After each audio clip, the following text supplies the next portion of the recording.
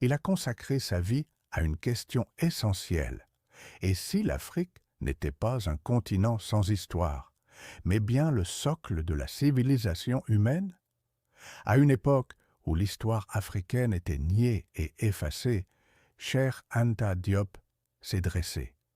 À travers des recherches en datation au carbone 14, en anthropologie et en linguistique comparée, il a démontré que l'origine de l'humanité et les racines de la civilisation se trouvent en Afrique.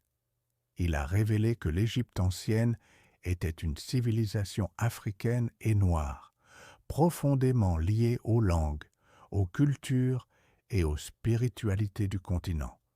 Il nous a aussi rappelé que les pères de la pensée occidentale, Pythagore, Platon, Solon, sont venus étudier en Égypte. Ils y ont appris et non enseigné. Il y partage, avec rigueur et passion, les fondements scientifiques et historiques de son œuvre. Il y explique pourquoi l'humanité est née en Afrique, pourquoi l'Égypte ancienne doit être reconnue comme africaine, comment les langues, la culture et la science le prouvent sans équivoque. Aujourd'hui, la science sait de façon sûre que l'humanité a pris naissance en Afrique, sous la latitude du Kenya, dans cette région qui est à cheval sur le Kenya, l'Éthiopie et la Tanzanie.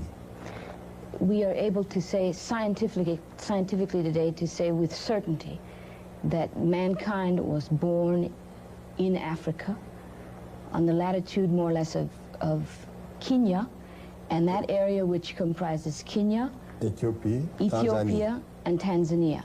Et qui va même jusqu'en Afrique du Sud, suivant un axe nord-sud. And going on a north-south axis all the way south to South Africa.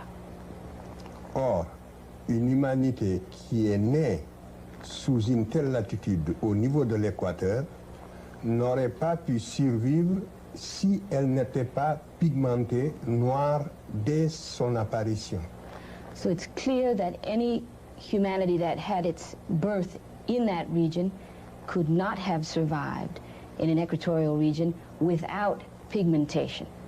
La nature ne crée rien au hasard et elle a protégé l'humanité qui est née sous l'équateur en Afrique par un écran de mélanine. C'est ce qui fait que les premiers hommes étaient nécessairement noirs tant qu'ils n'étaient pas encore sortis de l'Afrique.